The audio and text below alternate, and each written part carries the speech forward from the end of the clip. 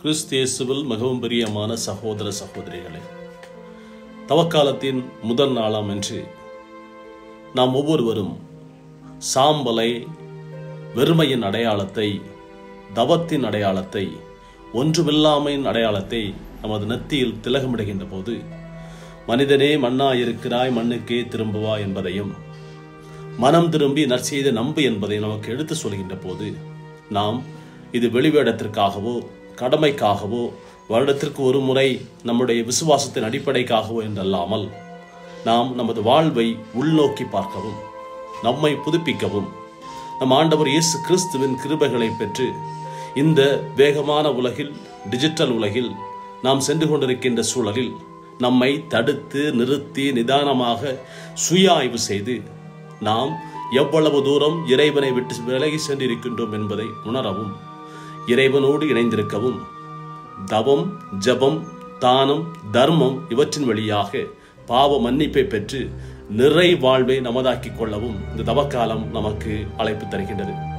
தவக்காலம் என்பது அருளின் காலம், நிறைவின் காலம், மகிழ்ச்சியின் காலம், மனம் திரும்புதலின் காலம், மனமாற்றத்தின் காலம், மன்னிப்பின் காலம். ஆக நாம் மனமாற்றத்தையும் மன்னிப்பையும் மனம் திரும்புதலையும் நமதாக்கிக் கொண்டு இறை கிருபையை வாழ்வாக்கவும், இந்த பூவுலகில், இந்த வேகமான உலகில் நாம் தனித்திருக்கையில் எதை சிந்திக்கின்றோம், எதை செயல்படுத்துகின்றோம், எதை வாழ்வாக்குகின்றோம் என்று சுய ஆய்வு செய்ய அழைக்கப்படுகின்றோம். தவக்காலம் நமக்கு வழங்கப்பட்ட ஒரு அருமையான காலம் என்னவெனில், நாம் அதிகமாக ஜெபிக்கவும், அதிகமாக இறை வார்த்தையை உள்வாங்கவும், அதிகமாக நம்மை சுய ஆய்வு செய்யவும் தான். உலகில் மிக நீண்ட பயணம் என்பது வெளிநாடுகளுக்கோ வெளி தூரங்களுக்கோ வெளி கண்டங்களுக்கோ செல்வதல்ல.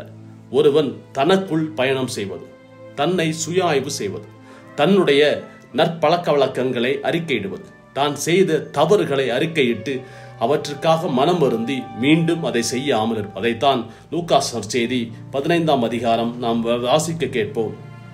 தந்தையே, கடவுளுக்கு எதிராகவும் உமக்கு எதிராகவும் நான் பாவம் செய்தேன் என்று கூறி ஊதாரி மைந்தனை போன்று இந்த தவக்காலத்தில் நாமும் மனமாற அழைக்கப்படுகின்றோம். யோனா மிக தெளிவாக சொல்லும், நினிவே நகர மக்கள் மனமாற்றத்திற்கு அடையாளமாக சாம்பலில் அமர்ந்து நோன்பிருந்து பாவ மன்னிப்பை தேடினார்கள் என்று. ஆக சாம்பல் புதன் அன்று நமக்கு சாம்பல் பூசப்படுவதன் வழியாக நாம் மனமாற அழைக்கப்படுகின்றோம். மார்க் நற்செய்தி மிக அழகாக சொல்லும், மனமாறுங்கள், நற்செய்தியை நம்புங்கள் என்று. நற்செய்தி வழியாக இறைவனை நமதாக்கிக் கொண்டு நாம் கடவுளின் பிள்ளைகளாக வாழ்வதற்கான ஒவ்வொரு நிலையையும் இந்த தவக்காலத்தை சரியாக பயன்படுத்துவோம். உலகம் மிக நீண்ட பயணமாக மேற்கொள்ளுகின்ற போது நாம் நம் பயணத்தை, நம்மை நோக்கிய பயணத்தை, நம் உள்வாங்கிய பயணத்தை, நம்மை சுய ஆய்வு செய்யும் பயணத்தை பார்த்தோம் என்றால், நாம் தவம் செய்ய வேண்டும், ஜபம் செய்ய வேண்டும், தான தர்மம் செய்ய வேண்டும். இந்த தவமும் தான தர்மமும் ஜபமும் நம்மை பண்புள்ளவனாக மாற்ற வேண்டும். இந்த தவக்காலத்தில் நாம் நம்மிடம் இருக்கின்ற கெட்ட பழக்க வழக்கங்களை, தீய பழக்க வழக்கங்களை, தீய எண்ணங்களை இவற்றெல்லாம் விலக்கி மனிதனாக, மாண்புள்ளவனாக, இரக்கமுள்ளவனாக, உண்மையான கிறிஸ்தவனாக வாழ்வதற்கு இறைவன் நமக்கு அழைப்பு தருகின்றார்.